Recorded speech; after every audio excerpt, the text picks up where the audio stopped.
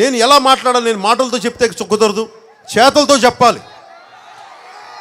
చాలా ప్రతికూల పరిస్థితుల్లో ఒక మాట మాట్లాడితే యూపీఏ కేంద్ర ప్రభుత్వానికి కోపం వచ్చే పరిస్థితులు, నేను సత్యం మాట్లాడితే తెలంగాణ నాయకులు కోపం వచ్చే పరిస్థితులు, అప్పటికి ఇలాంటి నా ఫామ్ హౌస్ ఉంటే నా మీద అప్పటికే దాడి చేసిన పరిస్థితులు. వీటన్నిటి మధ్యలో నేను పార్టీ ఎందుకు పెట్టానంటే, ఇందులో తెలంగాణ నాయకులకి కానీ ఆంధ్ర ప్రాంత నాయకులు కానీ ఒకటే చెప్పండి, దీంట్లో ప్రజల ఎక్కడ పాత్ర లేదు.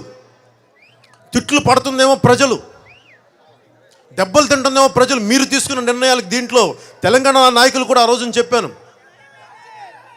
వామపక్షాల నాయకులకి, ప్రజా సంఘాల వాళ్ళకు కూడా చెప్పాను, ఇందులో ప్రజల పాత్ర ఎక్కడుంది? మీరు చేస్తే ఆంధ్ర ప్రాంత నాయకులను అనండి, చేసిన వాళ్ళని, ప్రజలను అనకండి. ఆంధ్రులు అనేది అందరినీ కలిపి కట్టుగా ఒక మాటలు మాట్లాడకండి అని చెప్పి ఆ విసుగుతో ఎందుకు నేను మీ పక్షం తీసుకున్నాను, మన పక్షం తీసుకున్నాను, మన ప్రజల పక్షం తీసుకున్నాను, ఏ ఒక్క నాయకుల పక్షం తీసుకోవాలి. అందుకండగా నేను విసిగిపోయి దమ్ముగా మాట్లాడేవాడు ఒకడు కావాలి రాజకీయాల్లో, నీతిగా సత్యంతో మాట్లాడేవాడు ఒకడు కావాలి రాజకీయాల్లో, ప్రజల ఆకాంక్షని మాట్లాడగలిగేవాడు ఒకడు కావాలి రాజకీయాల్లో. ఒక మాట మాట్లాడితే నా ఆస్తి పోద్దేమో, ఒక మాట మాట్లాడితే నా ఇల్లుని ధ్వంసం చేస్తారేమో. విసిగిపోయాము ఈ తప్పుడు రాజకీయాలు విసుగు చూసి చూసి చూసి. ఎంతకాలం మీరు తీసుకున్న నిర్ణయాలకు ఇప్పుడు కూర్చోబెట్టి ఇప్పుడు యువత గొడవలు పెడతారా మీరు? విసిగిపోయాం ఈ మాటలు చూసి. నేను ఇదే తెలంగాణ యువతకి ఇదే కోపం ఉంది. ఇది ఎప్పుడైనా చూడండి, రాజకీయ నాయకులు వ్యవస్థ మారే సమయం వచ్చింది.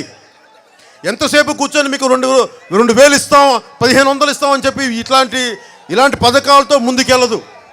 ఇందాక నేను చెప్పినట్టుగా జగన్మోహన్ రెడ్డి గారు 3 దశాబ్దాలు ముఖ్యమంత్రి కావాలంటారు, ఆయన అసెంబ్లీలకు వెళ్ళరు. నేను ఏదనంటే నన్ను వ్యక్తిగతంగా నన్ను తిడతారు, నా వ్యక్తిగత జీవితాన్ని తిడతారు. నేను మాట్లాడదాం, అయ్యా మీరు అసెంబ్లీలకు వెళ్ళట్లేదని మాట్లాడితే దానికి తిడతారు.